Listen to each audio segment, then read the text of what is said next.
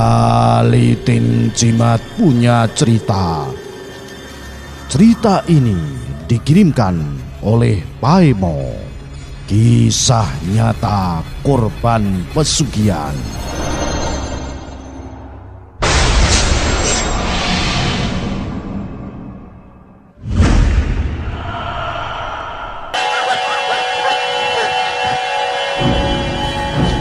Cerita misteri ini merupakan sebuah kisah nyata yang saya dapat dari teman saya. Sebuah kisah seorang korban dari ilmu pesugihan yang terjadi di sebuah desa wilayah Kabupaten Tuban. Mohon maaf, nama dan alamat kami samarkan agar tidak terjadi yang tidak diinginkan. Apabila ada kesamaan dan rangkaian cerita nyata ini dengan beberapa orang lain mungkin hanya kebetulan, karena kisah ini berdasarkan apa yang terjadi pada tetangga teman saya. Di sini saya akan membuat nama samaran. Sebut saja namanya Karnoto. Ia adalah seorang pemuda dari desa wilayah Tuban, umur 25 tahunan. Pekerjaan kesehariannya adalah sebagai karyawan di sebuah toko. Dan jam kerjanya mulai jam 9 sampai jam 9 malam. Karnoto merupakan seorang yang rajin dan jujur dalam bekerja. Dia bekerja untuk menghidupi 1 orang istri dan 2 orang anak.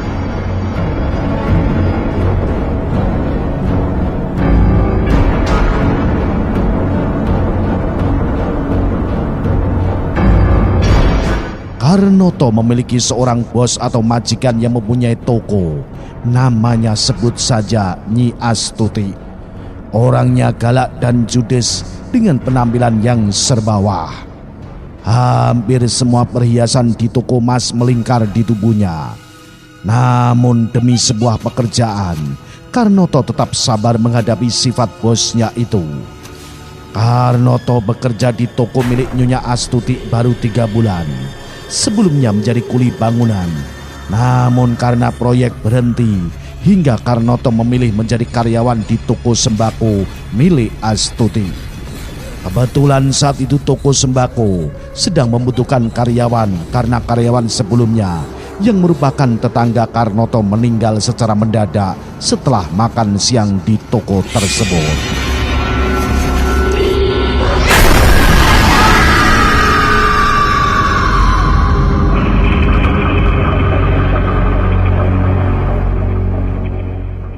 Hari demi hari berlalu, Karnoto tetap menjalankan pekerjaannya seperti biasa.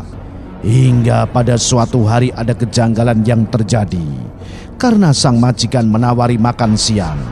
Hal ini membuat Karnoto berpikir heran, karena pada hari-hari biasanya dia selalu membawa bekal dari rumah, mengingat dari toko tidak diberikan jatah makan siang. Namun karena tawarannya seperti memaksa, akhirnya Karnoto menerima jatah makan siang dari toko itu tanpa berpikir lain-lain. Dalam hatinya ia adalah rezeki tidak boleh ditolak. Di tengah-tengah Karnoto sedang menikmati makanan itu, tiba-tiba tenggorokannya tersedak dan terbatu-batu. Teman-temannya menawari minum untuk melegakan tenggorokannya, namun malah semakin menjadi, hingga membuat panik teman yang lain. Akhirnya Karnoto merasa pusing dan langsung jatuh pingsan. Lalu teman-temannya membawa ke puskesmas. Namun naas, karena pihak puskesmas telah menyatakan bahwa Karnoto sudah meninggal. Teman sepekerjaannya pun heran, sekaligus masih belum bisa menerima kenyataan bahwa temannya meninggal hanya karena tersedak. Wallahu alam.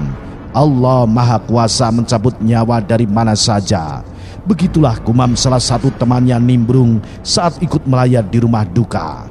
Hari itu juga jenazah Karnoto dimakamkan dengan tangisan para keluarga dan kerabat, karena Karnoto dianggap sebagai pemuda yang sopan dan santun.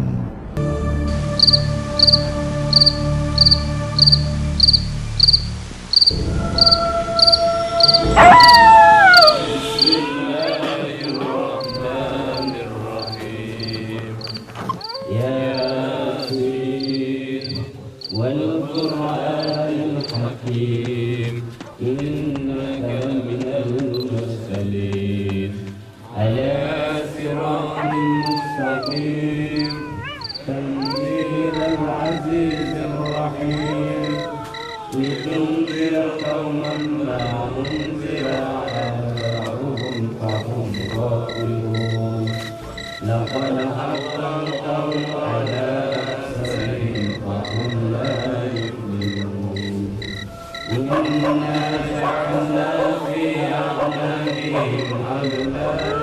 Hingga pada hari ketujuh, saat keluarga mengadakan kenduri untuk mendoakan almarhum Karnoto, tiba-tiba sosok laki-laki berpakaian putih-putih compang-camping mendatangi acara itu. Dengan kaget, seluruh warga yang saat itu sedang kenduri berteriak, "Allahu Akbar, Allahu Akbar, Allahu Akbar."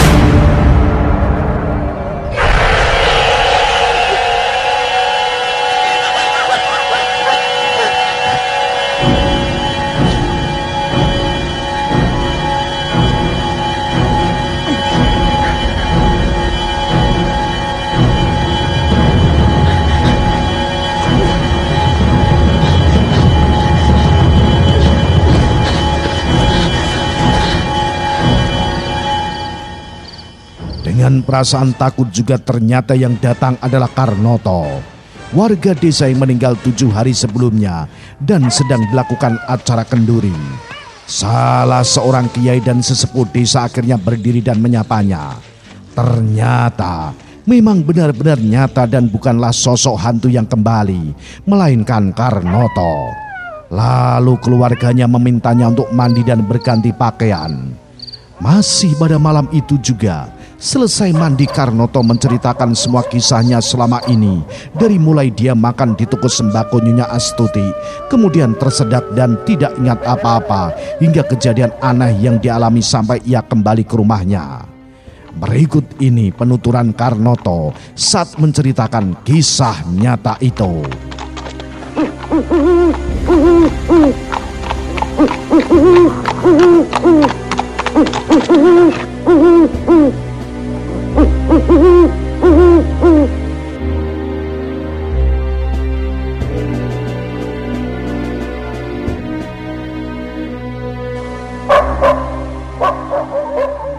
Karnoto bercerita, tiba-tiba ada orang yang membangunkannya.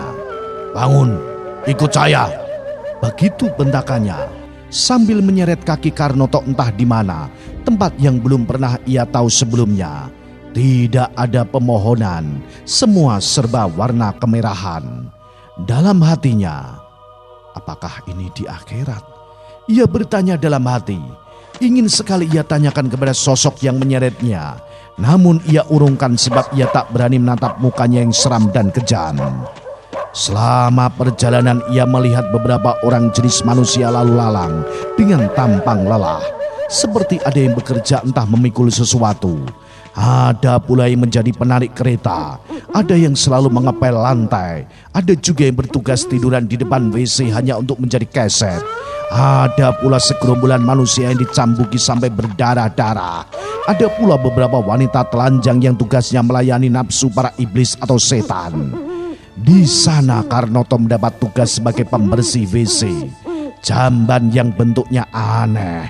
Belum pernah ia melihat jamban begitu besarnya. Ia kerja dari tanpa henti. Mendapat jatah makan cuma 1 kali, itu pun Karnoto nggak pernah mau memakannya. Karena yang dilihatnya bukan nasi tapi belatung. Akan tetapi orang-orang yang ada di situ lahap saja memakannya. Melihat kejadian itu ia teringat cerita seorang kiai yang pernah mengisahkan tentang tumbal dari ilmu pesugihan. Dirinya kenapa tidak langsung ke akhirat? Karena malah justru menjadi pelayan para iblis. Ia baru tahu dan sadar ternyata selama ini ia dijadikan tumbal oleh majikannya yang tak lain adalah Nyonya Astuti sendiri, yang sampai tega mengorbankan karyawannya demi kekayaan di dunia. 7 hari lamanya ia berada di alam itu. Semua orang yang kerja di situ diam dan membisu. Tidak ada yang mengobrol apalagi tanya ini itu. Tak dinyana ia melihat tetangganya yang dinyatakan meninggal sebelumnya. Hampir-hampir tak percaya ia melihatnya. Seseorang yang ia kenal akrab, sama-sama karyawannya Nyonya Astuti. Tetangganya itu bekerja menjadi penjaga pintu. Ingin sekali Karnoto menyapanya, namun apa daya, ia selalu diawasi oleh sosok besar yang siap kapan saja mencabut tanpa ampun.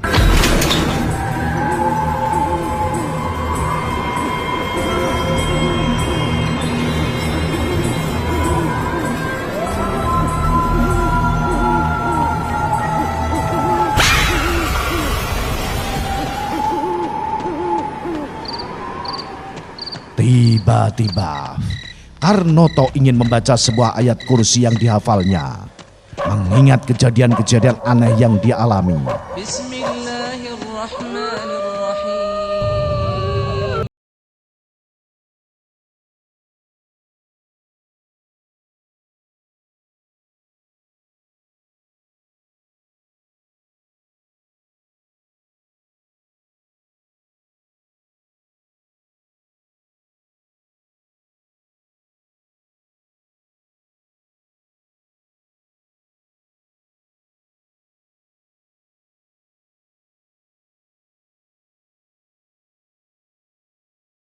Membaca ayat tersebut muncullah sebuah cahaya putih yang sangat menyilaukan.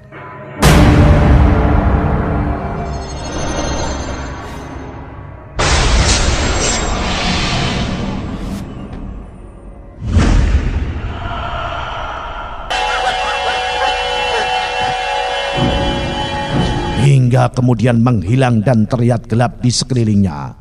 Orang-orang yang dia lihat tadi sudah tidak ada lagi. Sosok yang hitam besar juga tidak terlihat. Pelan-pelan Karnoto mengawasi area sekitar dalam keadaan remang-remang, seperti tidak asing. Dan dia juga melihat ada sepotong kayu tertancap di tanah dengan tulisan namanya.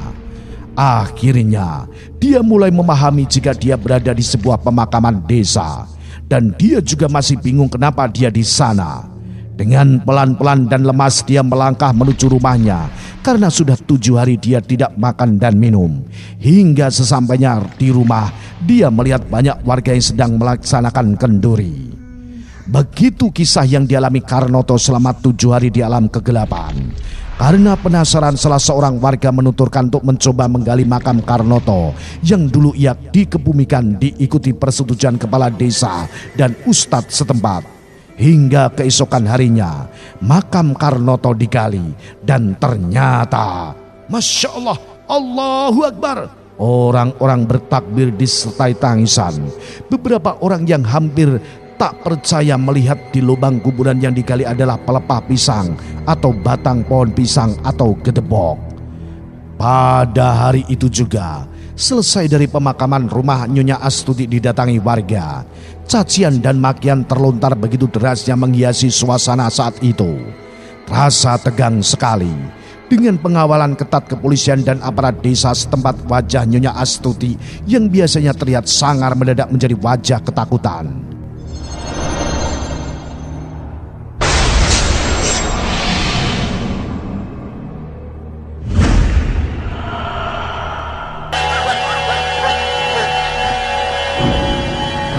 Dikawal dan digiring ke kantor polisi untuk mempertanggungjawabkan semua perbuatannya. Menurut kabar yang beredar, selang 1 bulan kemudian, Nyonya Astuti meninggal mendadak di lapas. Menurut keterangan saksi satu tahanan dengannya, sebelumnya Nyonya Astuti mendadak tersedak lalu meninggal. Entah meninggal suguhan atau dibawa ke alam lain seperti tumbalnya yang lain. Wallahu alam. Demikianlah kisah nyata dari korban ilmu pesugihan. Semoga cerita misteri ini dapat menjadikan diri kita agar tak bersyukur dan bertakwa kepada Allah Subhanahu wa Ta'ala. Salam Jimatres, salam misteri. Au.